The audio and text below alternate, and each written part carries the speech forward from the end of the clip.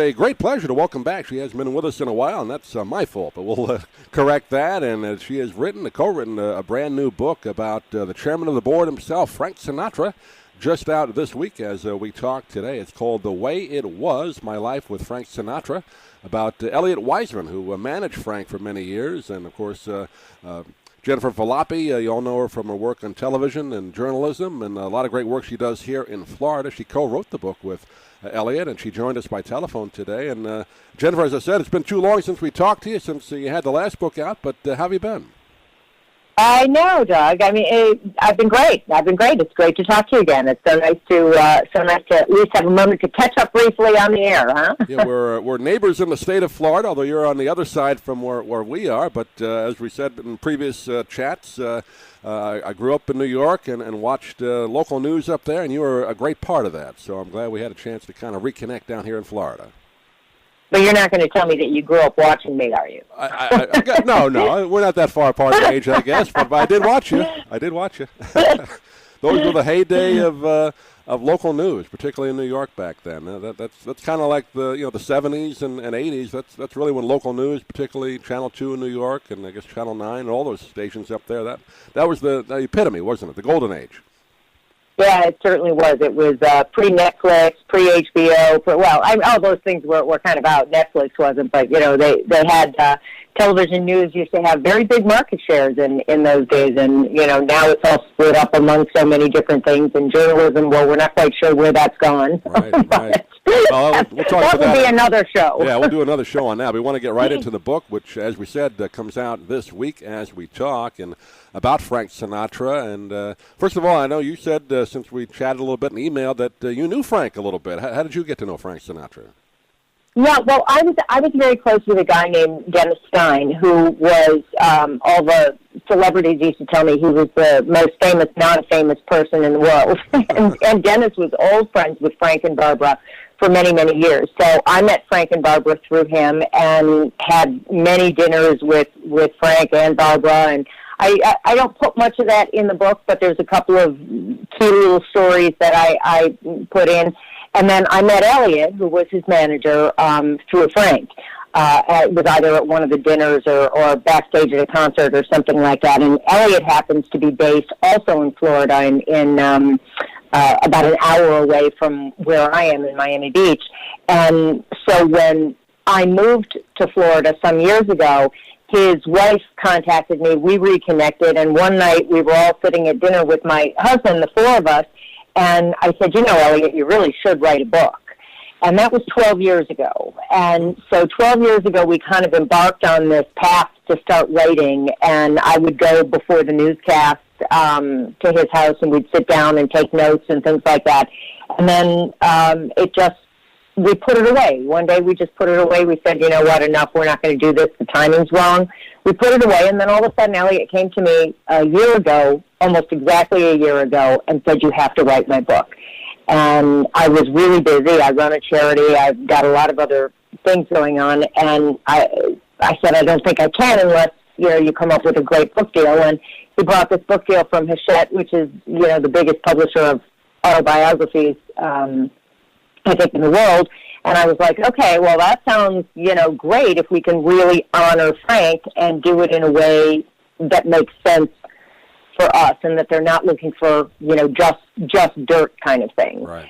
And that's not at all what they were looking for. And we're very super proud of the book. And I think it's a very well-rounded look at who Frank really was, at least in the later years of his life. Yeah, Elliot was the manager from 75 through the end of his life, so the last 15 years or so, 13 years, whatever it is. So yeah, it was like 20. It was like 20 years that he. Well, and then beyond that, he was also the sole executor to Sinatra's estate.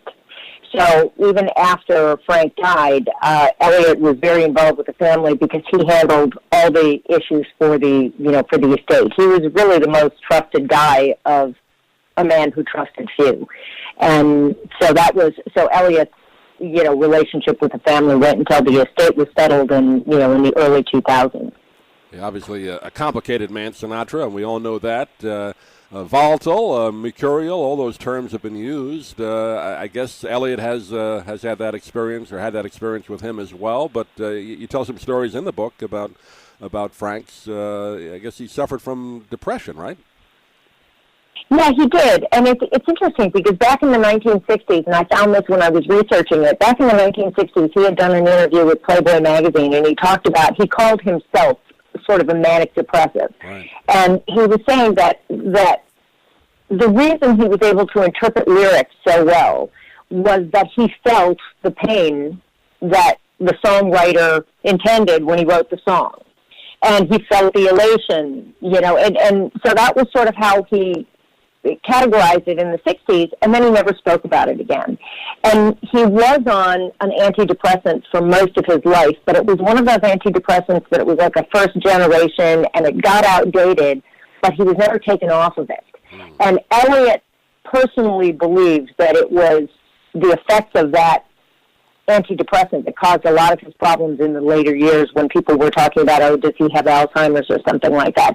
Elliot is firmly convinced that's absolutely 100% false, but he feels that the antidepressant really contributed to a lot of his issues. Yeah, you always hear the stories how, he would, particularly with the media, he would blow up, or just people that he knew very well, he'd just all of a sudden get mad at them and never speak to them again. Do you think a lot of that had to do with the medication on top of, what he was going through? Well, I don't know. Based on what I knew of Sinatra personally, I mean, he was very much a champion of the underdog. He gave out money. He would go through towns and, on tour, and he'd read a newspaper article, especially if it was a firefighter or a policeman or something like that, about somebody who had some tragedy, or there was a fire in a house, or somebody lost their property, and he'd anonymously send out, 5-figure checks. He was very much, if he felt you were down and out, he was always there to help. He did it for friends, he did it for strangers. But if he thought you were really high on your horse and, were just out to, kind of push him around sort of thing, then he'd fight back very aggressively. I mean, that was sort of my take on who Sinatra was, and I think that was pretty much Elliot's take on it as well. So, there was a certain amount of his volatility that just came from, probably a temper that was very acceptable in the 1950s.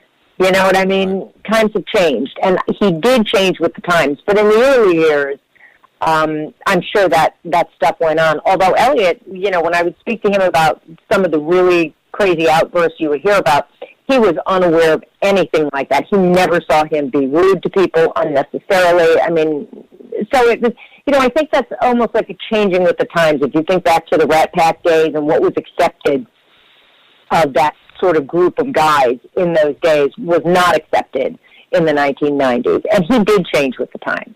Yeah, you hear stories from people that were close to him. They were his closest friends, and they would say Frank could be the nicest guy in the world, the greatest friend, and then on the other hand, at times he would be very difficult. So that just was his personality. So it was difficult to be friends with him. But if he was if he was a good mood, he was great. Well, Elliot liked to say, if you had Sinatra as a friend, you didn't need a lot else in the world. Right. Because he really just took care of you. And I know that when I would be out to dinners with him, sometimes he loved to sort of pull pranks and antagonize people a little bit. So sometimes he'd, stick his elbow in my side and say, watch this, I mean, he was very mischievous, he was very mischievous and very fun-loving. So, at least that was what I always knew of him. I've had a chance to become friends with Dean Martin's daughter, over the years, doing several interviews with her, and just the contrast between her father, Dean, and Frank, even though they were close friends.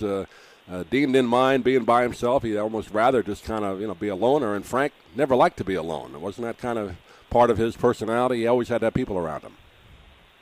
Right. Well, when they did the Together Again tour, Elliot put together the Together Again tour, which was the Frank, Dean, and Sammy tour.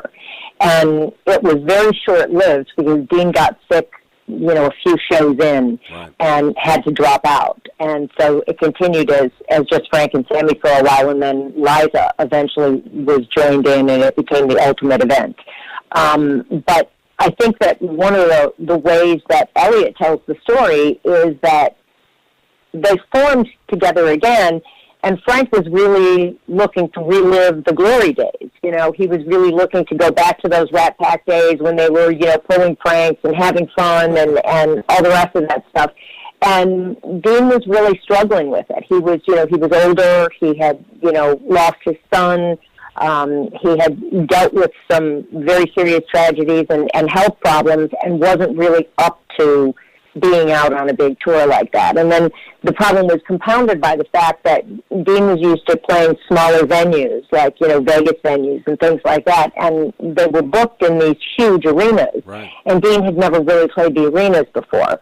So there was this sense of, like there were some issues with the microphone, for example, because he was used to holding the microphone, low and down because that's the way he did his routine in Vegas, but it was different in an arena, and it didn't translate as well. So there was a little bit of friction, I think, and then Dean got sick and ended up dropping out. So it was a short-lived tour. But a lot of people that knew Dean, and I didn't know Dean. I met him. I was a huge fan of his. I met him once, way in his later years, just in Los Angeles in a little Beverly Hills place that he used to hang out, like a little hamburger place that he used to go, and someone introduced me. But a lot of the people that really knew him well over the years always said that after he lost his son, he was just never the same. No. He never recovered from that. His son was killed in a plane crash. And after that happened, it kind of was a steady decline. Yeah. Yeah, his daughter Dina now goes around, does shows in tribute to her dad, but that's pretty much what she has said, that he was never the same after that. Didn't really want to go through all the turmoil of that kind of lifestyle again in the early '60s, back in the '80s. So he only lasted a few shows. You're right. Yeah.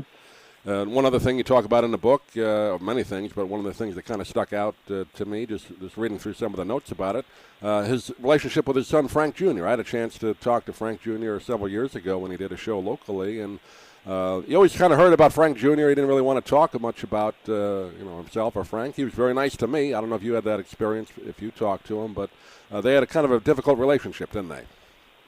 Well, Elliot was trying to get, at one point, there's a story in the book, he was trying to get Junior to come on and as a client. He was trying to bring Junior in as a client. And he was saying, you know what, I could do really great things for you if you would be willing to go out there and sing your father's music.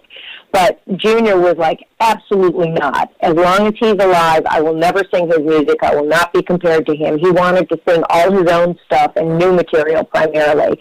And so he and Elliot ended up not really doing anything together. But then years later, a few years later, not a long time later, I guess Frank had fired his conductor. And Junior was apparently an incredible musician. And Frank had fired the conductor and was kind of complaining, I don't see anything on the calendar. What are we broke? He'd say, what are we retired? If they had too many dates on the calendar, he'd say, what are we broke? And if there were not enough dates, he'd say, what are we retired? So he was complaining that there weren't enough dates on the calendar, and Elliot said, well, it's because you fired the conductor, and he said, well, fix it. And so Elliot said, well, what about Junior? And so Frank was like, well, okay. And Frank Jr. knew his father's material better than anyone. And he knew it so well and so intricately, and he came on seamlessly on the tour, and from that point on was his father's conductor until his father stopped performing. So they had a little bit of they had some issues between them, and that was one of the things that Elliot was trying to do, was help them kind of repair it. And it had a lot to do with, I suppose, who his father was, and, the divorce from his mother and all the rest of that kind of thing. Junior, I know, had contacted Elliot like the week before he passed away. Just like I think it was about a year ago. Right. And he had contacted Elliot because he was performing in Florida, and he said, let's get together, and for some reason they couldn't do it, and he literally died the next week. So Elliot was pretty close to him, and that's one of the things he regrets, is that he didn't get to see him before he passed away. But it was obviously very unexpected. But Elliot loved, Frank Jr., and they did have issues, but I guess, it's got to be tough being a child of an icon like that. Oh, sure. It's really got to be tough. I mean, I'm sure Liza, went through a lot of the same issues, with Judy Garland as her mother and Vincent Minnelli as her father. Right. So to be, I think, a child in the entertainment world and, of someone who's such a huge icon, who's, it would be so difficult to achieve that kind of status has got to be really tough. And sure, that did create some problems, according to Elliot, yeah. Well, this book is filled with great stories like this. We didn't even get to kind of the background of Elliot, but we'll do that. Maybe we get the chance to talk to Elliot down the road. But he's had an interesting life himself, even before he worked with Frank. But the name of the book is called The Way It Was, My Life with Frank Sinatra. Elliot Wiseman and Jennifer Valoppi co-wrote the book. Just coming out this week, published by Hachette Books. And do you have a website on it yet, Jennifer? I guess just any of the bookstores will have it, right? Yeah. Well, there's my website, jennifervaloppi.com, will connect you through to anything. And there's also The Way It Was, Inc.com is the website for the book. And, nowadays you can purchase anything, with one click on Amazon kind of right. thing. So that's to make it easy. So thank you so much for your time, Doug. I really appreciate it. It's so nice to chat with you and catch up. Yeah, taking the time. I know you're on a busy book tour, but love to talk to you again sooner than we did since the last book came out. But we'll definitely do that. Maybe do something on New York news and what's going on in journalism. We'll do something like that shortly. But please pass along if Elliot would be willing to do an interview. We'd love to have him on as well and talk about the book as he's available. But in the meantime, get it. The Way It Was, My Life with Frank Sinatra. And Jennifer, great talking to you. Great talking to you, too. Thank you. And I'm sure Elliot would love to do the show with you. I'm Stan Brock. 30 years ago, I formed Remote Area Medical to help people overseas. But then we found generations of families in America isolated by poverty from the health care they need. Together, we can take dental, vision, and medical help to 1 million adults and their kids, right here at home in the United States of America. If you'd like to order the book we're talking about, please go to DougMilesMedia.com and enter the author's name in the Amazon search box. Thank you for listening. Please come back soon for more conversations here at DougMilesMedia.com. This has been a presentation of Doug Miles Media, all rights reserved. You can listen to or download previous programs at iTunes, Stitcher.com, or DougMilesMedia.com.